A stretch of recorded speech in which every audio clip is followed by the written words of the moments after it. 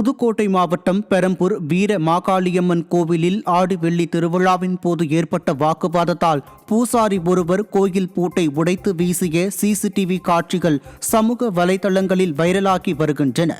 இச்சம்பவம் தொடர்பாக கோயில் நிர்வாகம் புகார் அளித்தும் காவல்துறை இதுவரை நடவடிக்கை எடுக்கவில்லை என கூறப்படுகிறது.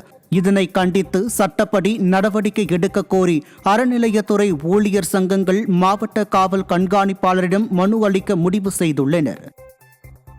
புதுக்கோட்டை மாவட்டம் பல்லவராயன்பத்தை கிராம நிர்வாக அலுவலகம் கடும் சேதமடைந்திருந்த நிலையில் அதனை சீரமைக்க வேண்டும் என கோரிக்கை எழுந்துள்ளது.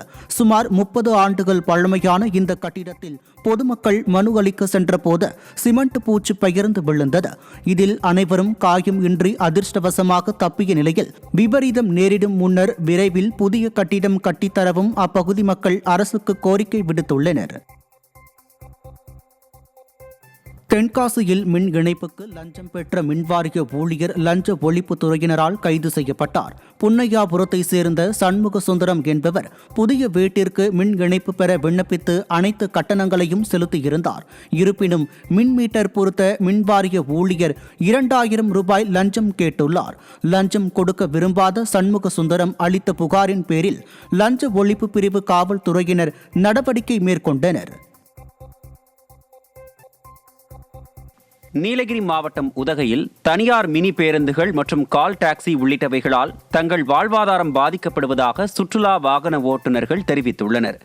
சமவெளி பகுதிகளில் இருந்து இயங்கும் கால் டாக்ஸி மற்றும் மினி பேருந்துகளால் 3000க்கும் மேற்பட்ட உள்ளூர் ஓட்டுநர்களின் வாழ்வாதாரம் பாதிக்கப்படுவதாக அமைச்சர் கமலியிடம் வாகன ஓட்டுநர்கள் மனு அளித்தனர். மேலும் இதற்கு உரிய நடவடிக்கை எடுக்காவிட்டால் அடையாள அட்டை மற்றும் குடும்ப அட்டைகளை அரசிடம் திரும்ப ஒப்படைக்கப் போவதாகவும் எச்சரித்து உள்ளனர்.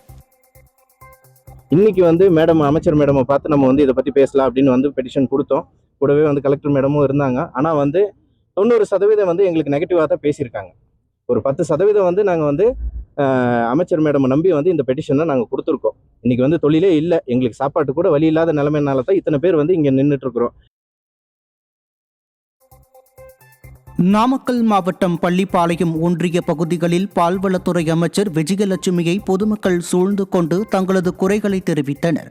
அங்கன்வாடியில் அடிப்படை வசதி இல்லை என்றும் சுகாதாரமற்ற குடிநீர் விநியோகிக்கப்படுவதாகவும் சமூக விரோதிகளின் தொல்லை அதிகரித்து இருப்பதாகவும் பெண்கள் புகார்களை முன்வைத்தனர். புகார்களை கேட்டறிந்த அமைச்சர் அனைத்து பிரச்சினைகளுக்கும் படிப்படியாக உரிய தீர்வு காணப்படும் என உறுதியளித்தார். கோவை மாவட்டம் வால்பாறை காமராஜர் நகரில் 6 வீடுகளின் கதவுகளை உடைத்து பீரோவில் இருந்த நகை மற்றும் பணத்தை அடையாளம் தெரியாத நபர்கள் திருடிச் சென்றுள்ளனர். புகாரின் பேரில் சம்பவ இடத்தை ஆய்வு செய்த காவல்துறையினர் பேருந்து நிலைய சிசிடிவி காட்சிகளை கொண்டு தீவிர விசாரணை நடத்தி வருகின்றனர். கடந்த வாரம் 40 பவுன் நகை திருடப்பட்ட வழக்கில் 4 பேர் கைது செய்யப்பட்ட நிலையில் மீண்டும் அடுத்த 3 நாட்களில் இந்த திருட்டு சம்பவம் நடந்துள்ளது அப்பகுதி மக்களிடையே பெரும் பரபரப்பையும் அச்சத்தையும் ஏற்படுத்தியுள்ளது. கள்ளக்குறிச்சி மாவட்டம் உளுந்தூர்பேட்டையில் கோவில் வழிபாட்டில் நிலவும் சாதி பாகுபாடு குறித்து உரிய நடவடிக்கை எடுக்க கோரி பொதுமக்கள் ஆட்சியர் அலுவலகத்தை முற்றுகையிட்டனர். ஸ்ரீ ஐயனார் பிடாரியம்மன் கோவிலில் ஆதிதிராவிட மக்கள் சுதந்திரமாக சாமி தரிசனம் செய்யவும், தேர் திருவிழாவின் போது ஆதிதிராவிட மக்கள் வாழும் தெருக்களுக்கு தேரை கொண்டு வரவும் மாற்று சமூகத்தினர் தடுத்து நிறுத்துவதாக அப்பகுதி வாசிகள் குற்றம் சாட்டினர்.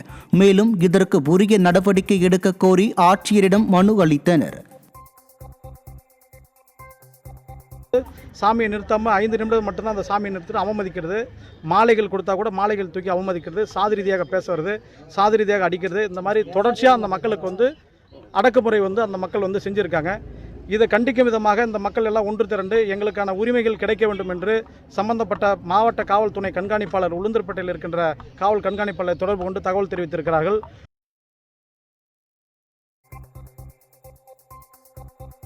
புதுக்கோட்டை மாவட்டம் செங்கல்லூர் கிராமத்தில் விவசாய நிலத்திற்கு செல்லும் மண் பாதையை தனிநபர் ஒருவர் அகற்றக் கோரி மாவட்ட ஆட்சியரிடம் மனு கொடுத்ததை கண்டித்து விவசாயிகள் சாலை மறியல் போராட்டத்தில் ஈடுபட்டனர்.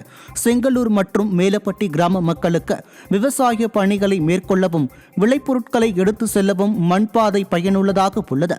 எனவே பொதுமக்கள் நலன் கருதி பாதையை மீட்டு மக்கள் பயன்பாட்டிற்கு நிரந்தரமாக்க வலியுறுத்தி பொதுமக்கள் மாவட்ட ஆட்சியருக்கு கோரிக்கை விடுத்துள்ளனர்.